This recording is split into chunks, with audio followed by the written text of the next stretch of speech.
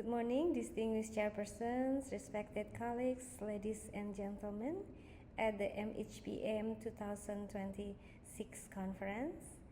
It's my great pleasure to present our work entitled Marine-Derived Fibrinolytic Protease as a potential enzymatic debridement agent for chronic wound management. This research represents an ongoing effort by Epic Health Research Group, or Enzyme and Peptide for Public Health Research Group at Universitas Muhammadiyah Semarang, Indonesia, to explore marine biodiversity as a source of innovative therapeutic enzymes. Today I'll discuss how marine-derived fibrinolytic protease may contribute to the development of safer and more selective enzymatic debridement strategies for chronic wound management. Chronic wound remains one of the most challenging problems in the modern medicine. Worldwide, millions of patients suffer from diabetic ulcers, pressure ulcers, and venous leg ulcers. These wounds often fail to heal because they are characterized by persistent inflammation, excessive fibrin accumulation, necrotic tissue, and bacterial biofilms. Besides causing prolonged pain and disability, chronic wounds impose enormous economic burdens on healthcare systems. Current debridement methods are effective to varying degrees, but many are painful, non-selective, labor-intensive, and expensive. Therefore, there is an unmet clinical need for safer, more selective, and biologically active debridement agents. To better understand why debridement is so important, let's first look at how a normal wound progresses into a chronic wound. Initially, after tissue injury, the body enters the inflammatory phase, which is a normal part of healing, and during this stage, inflammatory cells remove damaged tissue and initiate repair. However, in chronic wounds, this inflammatory phase becomes prolonged. Instead of resolving, excessive inflammatory mediators continue to accumulate. As inflammation persists, fibrin deposits, necrotic tissue, and wound exudates build up on the wound surface. These materials form a physical barrier that prevents cell migration and tissue regeneration. At the same time, microorganisms establish biofilms that protect bacteria from antibiotics and the host immune system, making infections difficult to eradicate. Consequently, the wound remains trapped in a persistent inflammatory state. Why enzymatic debridement? Debridement is a fundamental step in wound management because it removes barriers that prevent healing. These barriers include necrotic tissue, fibrin sloughs, damaged extracellular matrix, and biofilm-associated debris.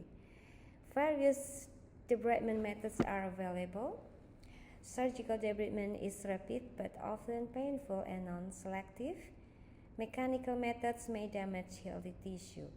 Autolytic debridement is safe but relatively slow, while enzymatic debridement offers an attractive alternative because it can selectively digest devitalized tissue while preserving viable tissue. Ideally, an enzymatic debridement agent should be selective, safe, and inflammatory stable during storage and economically feasible. Marine ecosystems represent one of the richest reservoirs of biological diversity on Earth. Marine microorganisms have evolved under extreme environmental conditions, resulting in unique metabolic capabilities and remarkable enzymatic diversity. Numerous marine-derived proteases have demonstrated fibrinolytic, collagenolytic, anti-biofilm, and anti-inflammatory activities. In our research, we focus on marine bacteria isolated from sea cucumber, microbiota, marine algae, and coastal marine environments. These microorganisms provide an excellent opportunity for discovering novel enzymes with biomedical applications. Discovery of marine fibrinolytic proteases. Through systematic screening, we identified several promising marine bacterial isolates. Among them are Bacillus techulensis, EHSI5, Bacillus not techulensis but cereus, EHFE10, and Metabacillus sp. CS2. These isolates exhibited strong fibrinolytic activity, thrombolytic potential, and efficient degradation of proteinaceous substrates. In fibrin plate assays, they produce distinct clear zones indicating active fibrin degradation. These findings suggest that marine fibrinolytic proteases may facilitate removal of fibrin deposits, necrotic tissue, and protein-rich wound exudates, key components that delay chronic wound healing. Based on our current understanding, we propose the following mechanism after topical applications. The protease penetrates the necrotic wound surface and selectively degrades fibrin and other denatured proteins. This facilitates removal of devitalized tissue and decreases the inflammatory burden within the wound. Consequently, the wound environment becomes more favorable for granulation tissue formation and reepithelialization. In addition, marine proteases may disrupt bacterial biofilms, reduce microbial colonization, and improve wound bed preparation before definitive treatment. Formulation strategy. One major challenge in enzyme therapy is maintaining enzyme stability. Proteins are susceptible to oxidation, moisture, and degradation during the storage. To overcome these limitations, we developed microencapsulation strategies where microencapsulation protects the enzyme, enhances storage stability, and enables controlled release at the wound site.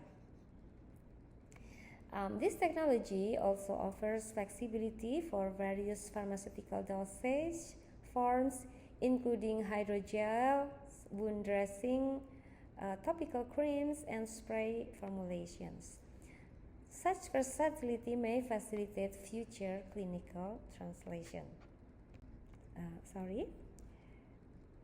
The next stage involves preclinical evaluation, clinical trials, and ultimately commercialization as an advanced wound care product. This translational process depends on close collaboration among universities, hospitals, marine biotechnology researchers, and industrial partners. Such partnerships are essential for moving initiative marine enzymes from the laboratory to the patient care. I'm reaching to the end of my slide. Conclusion and future perspectives. In conclusion, chronic wounds continue to require more selective and effective debridement strategies. Marine microorganisms provide a highly promising source of novel fibrinolytic proteases with potential biomedical applications. Our findings indicate that marine-derived fibrinolytic enzymes combined with microencapsulation technology may become promising candidates for next-generation enzymatic debridement. Nevertheless, additional preclinical studies, mechanistic investigations, and well-designed clinical trials are still needed before routine clinical implementation.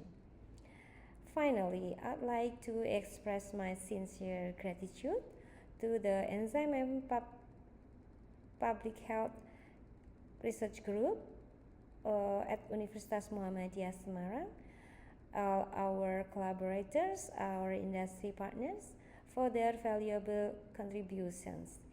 And also thank you to the MHBM Conference 2026. Thank you very much for all of your attention.